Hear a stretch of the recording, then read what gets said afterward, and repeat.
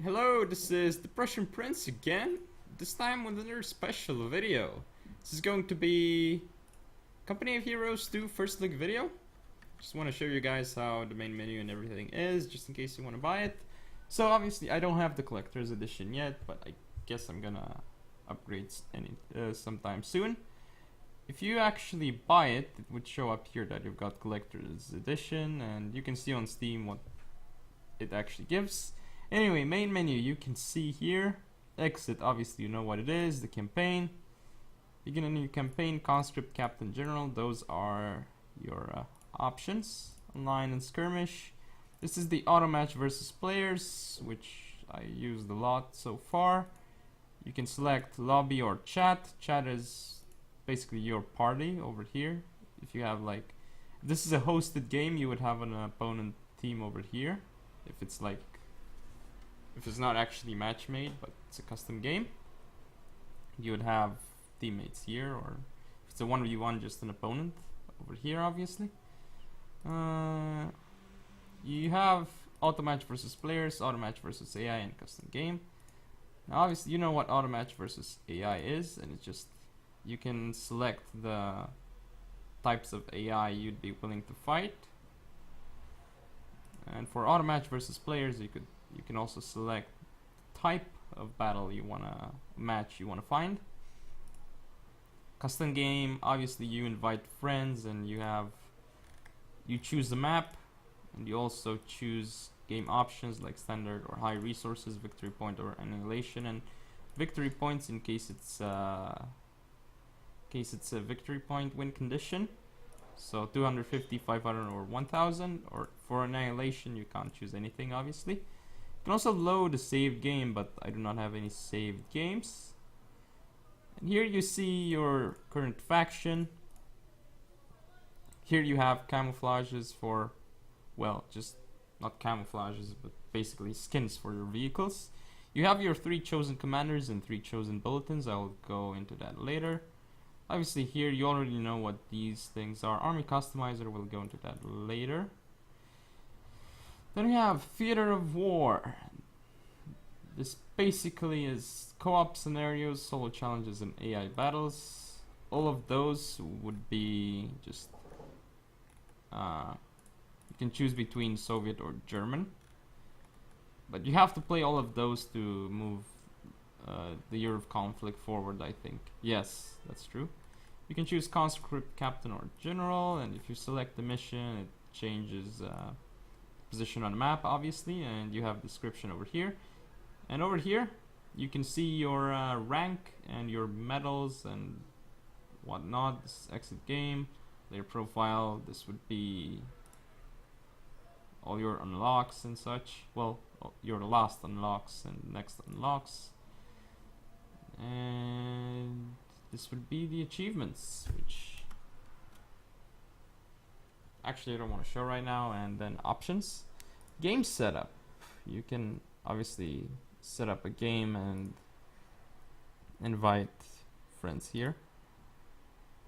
And by the way, there's specific I believe there are specific commanders for Theater of War. Anyway, let's go into Army Customizer. So you have here obviously Soviet and German loadout.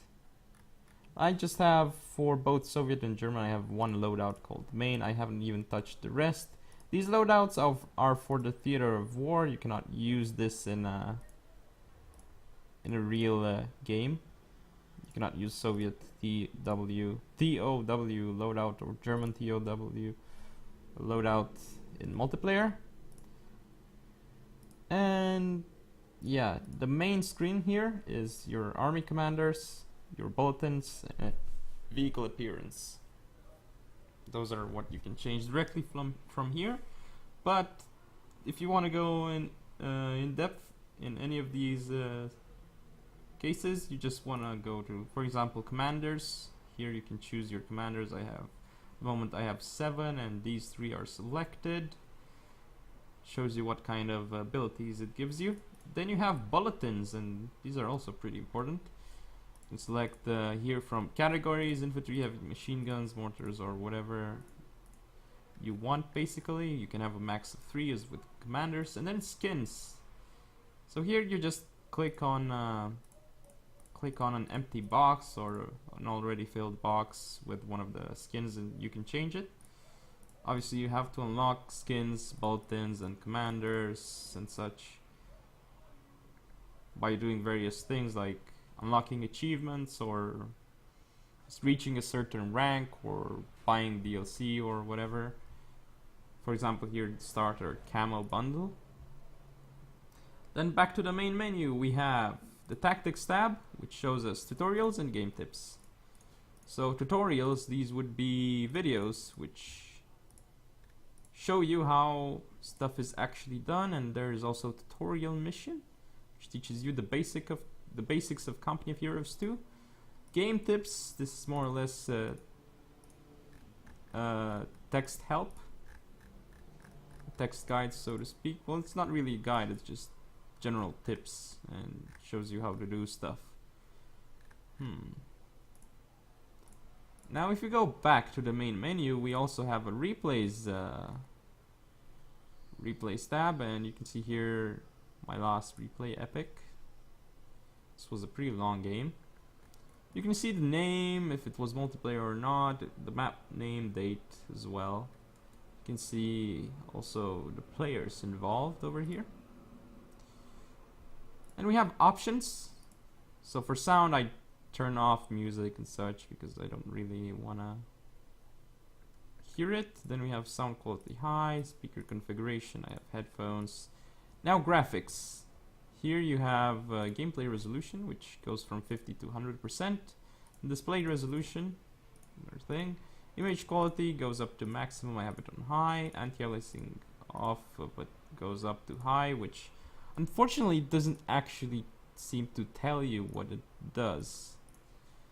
Then there is VSync off or on. Texture detail goes up to higher. Snow detail low to high. Physics off to high. You can auto detect or do auto detect. Basically changes your settings based on what the game thinks. You can run performance test. Obviously it runs a performance test and shows you minimum, average and maximum FPS, I believe, that you can get. Then we have gameplay. Oh, speaking of graphics, this game isn't really well optimized, so unless you have like a really good computer, I don't expect to run it very well. Now in gameplay, you have mouse scroll speed, key scroll speed. These things are pretty standard in RTS. On-screen warnings for resource, sticky selection, classic hotkeys. Actually, classic hotkeys are like how they would be in vanilla Company of Heroes with some changes. And if you turn these off, you'd basically be using grid hotkeys. Now the problem with this is, it's good that compared to the first Company of Heroes, you now can choose between 2 hotkey setups. But the bad and really bad thing in my opinion is that you cannot change your key bindings. And that's just, I just really hate that fact. Why can I not choose what each button does? Isn't that such a basic and important thing? Like, people have preferences. You cannot force people to play the way you wanted it to be. And people have different hand sizes or whatever. They prefer to play a certain way. They remember things a certain way. It's much easier for them to play with certain setup or whatever. Why would they not allow you to change key bindings? It's just really strange, in my opinion. And the interface isn't the best either in game. They could use some changes.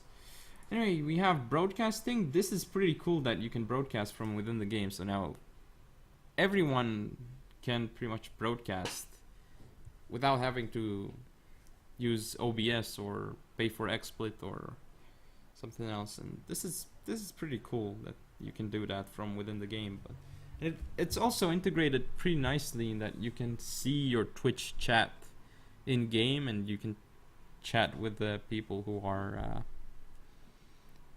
watching your live stream. It's pretty cool. It's pretty nifty that they added this, but we will see how many players use this. I think from what I've seen, a couple have used this, and yeah, in general, I like that they added this, but I feel like it may have cut the development time of something else. Because, yeah. This game isn't very... It's pretty good, but just... The way it's optimized and some things... Yeah, overall it's pretty good, I like it. What can I say? And obviously Twitch options, you cannot go here because I'm not signed in. Well, I can't. And I don't think there's much else to show. No, there isn't really much else to show. But so far they have been supporting the game very well. Well, it's hasn't been released for too long, but they're patching it a lot. And I see even the developers being on streams and such of actual players. So that's pretty cool that they do that. But anyway, thank you for watching, and I shall see you next time.